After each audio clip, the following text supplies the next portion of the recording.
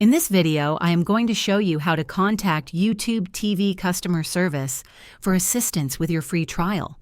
If you're experiencing issues like trouble signing up, errors during activation, or questions about your trial period, YouTube TV's support team can help. Start by visiting the official YouTube TV Help Center on their website. Here, you'll find a variety of troubleshooting articles and FAQs that may address your issue. If you need direct assistance, scroll down to the Contact Us section.